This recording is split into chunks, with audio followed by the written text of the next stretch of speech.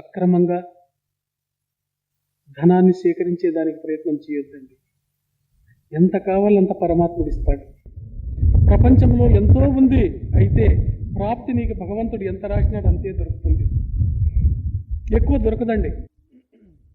ఒకసారి శివుడు పార్వతికి చెప్పుకుంటూ ఉన్నాడు, చూడి ఆ బీదవాడికి ప్రాప్తే లేదు, ఎంత కష్టపడుతున్నాడు, అదృష్టహీనుడు, నష్టజాతకుడు అని.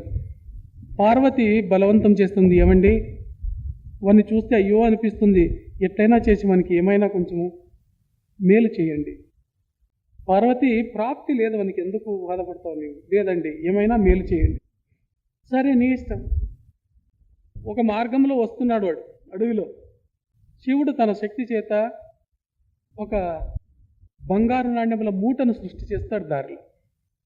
పెద్ద కొండ మీద కూర్చొని చూస్తున్నారు శివపార్వతి.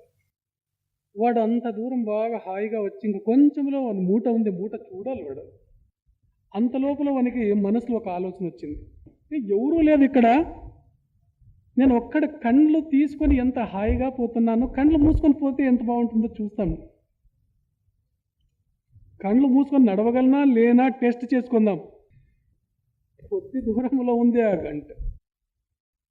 మనశ్చంచలమైంది. ఆ దగ్గరకు వస్తేనే కళ్ళు మూసుకున్నాడు. ఆ గంట దాటిన తర్వాత కళ్ళు తీసినాడు. అబ్బాబాబా, కళ్ళు మూసుకొని కూడా నడవగలను, వా ఎటువంటి కళ్ళు కళ్ళు కళ్ళు లేకున్నా నేను నడవగలను, చాలా బుద్ధిమంతుడు అనుకుంటూ పోతున్నాడు. శివుడు పార్వతి, ప్రాప్తి కావాలి ప్రతిదానికి, ప్రాప్తి కలుగు చోట ఫలమిచ్చు దైవంబు, ప్రాప్తి లేని చోట ఫలము లేదు. పార్వతి వానికి ప్రాప్తి లేదు, ఏమి మేలు చేసినా వాని కర్మజీవి అనుభవించాల్సింది అనుభవిస్తున్నాడు.